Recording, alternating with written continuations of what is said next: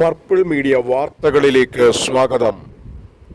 മുതിർന്ന കോൺഗ്രസ് നേതാവ് പി തങ്കച്ചൻ അന്തരിച്ചു. 86 വയസ്സായിരുന്നു.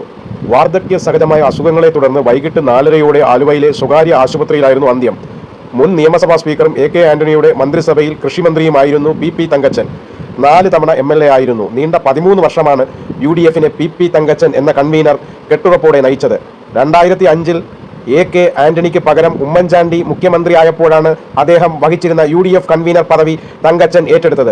പിന്നീട് അങ്ങോട്ട് കേരള രാഷ്ട്രീയത്തിലെ സംഭവബഹുലമായ വ്യാഴവട്ടക്കാലത്തിന്റെ കേന്ദ്ര കഥാപാത്രമായി പി തങ്കച്ചൻ ഉണ്ടായിരുന്നു. സ്പീക്കറായും മന്ത്രിയായും MLAയുമായിട്ടുള്ള ദീർഘകാല അനുഭവ സമ്പത്താണ് പക്വതയോടെയും സൗഹാർദ്ദത്തോടെയും UDFിനെ നയിക്കാൻ തങ്കച്ചന് കഴിഞ്ഞത്.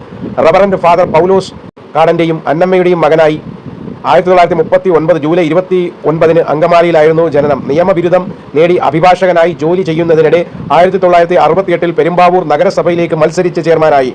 അന്ന് 29 വയസ്സ് മാത്രം പ്രായമുണ്ടായിരുന്ന തങ്കച്ചൻ രാജ്യത്തിലെ ഏറ്റവും പ്രായം കുറഞ്ഞ നഗരസഭാ ചെയർമാൻ എന്ന ഖ്യാതിയും സ്വന്തം പേരിൽ കുറിച്ചു. 1982-ലാണ് പെരുമ്പാവൂരിൽ നിന്നും നിയമസഭയിലേക്ക് കന്യംഗത്തിനിറങ്ങിയത്. CPI-എമ്മിലെ PR ശിവരെ 6252 വോട്ടുകൾക്ക് തോൽപ്പിച്ചു.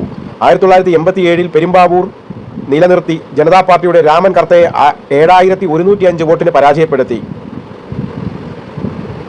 8ാം നിയമസഭാ സ്പീക്കർ AK ആന്റണി മന്ത്രിസഭയിൽ കൃഷിമന്ത്രി 1995 മെയ് 3 മുതൽ 1996 മെയ് 20 വരെ, 1996 മുതൽ 2001 വരെ പ്രതിപക്ഷ chief whip, KPCC vice president, KPCC president താൽക്കാലിക ചുമതല തുടങ്ങി കേരളത്തിന്റെ ഭരണ രാഷ്ട്രീയ രംഗത്ത് ദീർഘകാലം നിറഞ്ഞുനിന്ന പൊതുജീവിതമാണ് പൂർണ്ണ വിരാമമിട്ടിരിക്കുന്നത്. പി തങ്കച്ചന് ഭാര്യ 3 മക്കളുമുണ്ട്. പർപ്പിൾ മീഡിയയുടെ ആദരാഞ്ജലികൾ.